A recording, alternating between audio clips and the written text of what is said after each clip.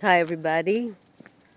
Continuing with the English version videos. I'm in my walk and now talk moment. um, because, I live in Israel and up north, so it's pretty intense now because the war is going on. And there was a bomb now. You probably didn't hear it. But yeah, it's kind of intense times at the moment. Um, so, but it is a beautiful day, even though many people are like in a state of war at the moment. And for many years, I've been practicing the Ho'oponopono. Ho'oponopono is, for those who does not know, is it's a problem-solving method and also karmic release method. And I guess everybody knows that what problem is. Because in our life, we experience all kinds of problems. I mean, the war at the moment is kind of a huge problem, a collective problem, maybe a worldwide problem as well. And but also in our private lives, in our relationships, in our financials, in our feeling fulfilled or not, doing what we love or not. Health issues. I mean, there's all kinds. Land issues. Inheritage. Yeah.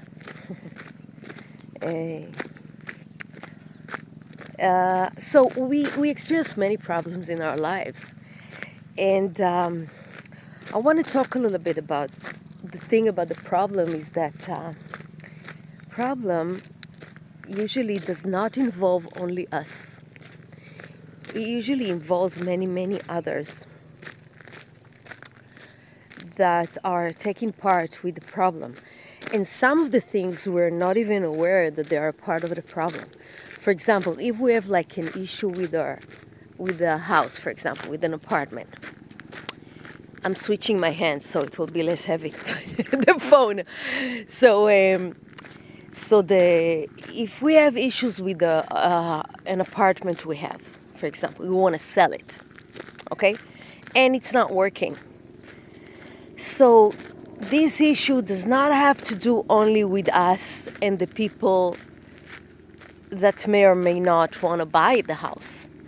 It has to do also with the land that the house is built upon. And there is karmic involvement usually with the land. And also the building itself, the house itself. I mean, in Ho'oponopono we understand that every particle on earth, like people and animals and minerals and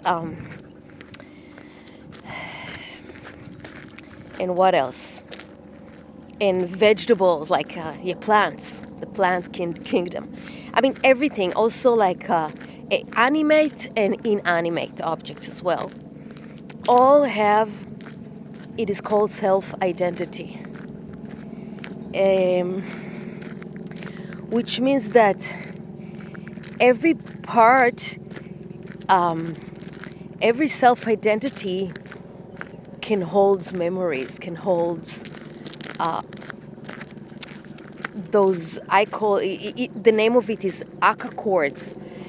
Every self-identity can hold a chord, like a web situation,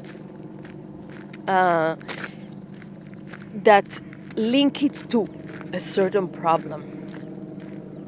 So it doesn't matter if it's alive or everything is alive, basically. Okay, so so when we want to solve a problem and we do a prayer, for example, which many of us do, if we only address us, usually it is considered a very weak prayer to solve a problem. Because, as I said before, each problem includes many participants. And also there are participants that we are unaware of that it's good to include as well, or participants that we ignore consciously. So we want to include everything. So and also our family, relatives, and ancestors also, it's always a part of the problem. Okay. I mean, if we have an apartment we want to sell, it's not working. How we got that apartment? Maybe it's an inheritance. So who owned it, in the part of the family? What happened when we inherited it? I mean, the whole story. Also, the people who build that building or that apartment, that house, also part of the issue usually. And also the materials the house was built in with. I mean, we can go deeper and deeper and deeper, but so when we do a prayer to solve a problem, which is a very good way to solve problems, what I recommend is that we take a piece of paper and then we figure out who can be involved. And we write down all the names that we know. And also people that we don't know, but we address them as well. We invite them to that prayer. And we put everything that I mentioned already, and maybe more. Maybe the lawyer also is part of the thing as well. So, because it's like this web this web thing affects everybody that is involved. Everybody. And when we do a prayer for divinity, because that's what we do in Ho'oponopono, right? We want to solve problems, we want to release we want to do karmic release. So what we do is that when we do a prayer, we don't do a prayer only for ourselves.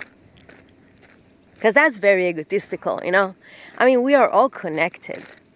And as even though we may not experience that connection, but most of us do know that, and maybe feel sometimes the connection,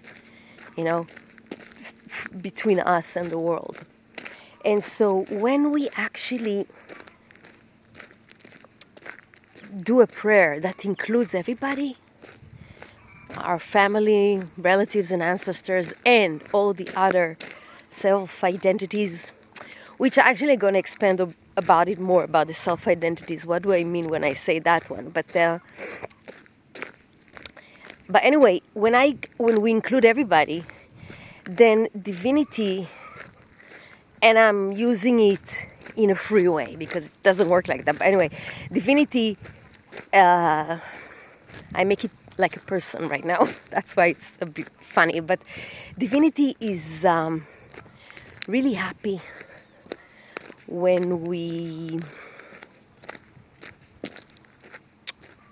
bring many other parts of the whole into the prayer, so that when divinity sends healing energy in Ho'oponopono, that energy named as mana. That's the name. I mean, it comes from Hawaii, no? So that's the word, mana. When it delivers the mana to transform the negative vibrations and the problems into pure light, to neutralize it and then return back to the zero state where we started, then divinity really likes when there's a lot of participants.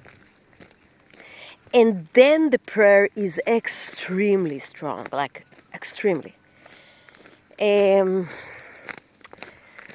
So if you are interested in specifics about it, then just you can write me and ask, and I can expand on that one. But that's my recommendation from experience. Include many, many people in the prayer, and then you will see the difference in your problem solving and karmic release in your life. So have a great day, and I wish you all peace beyond all understanding. Bye.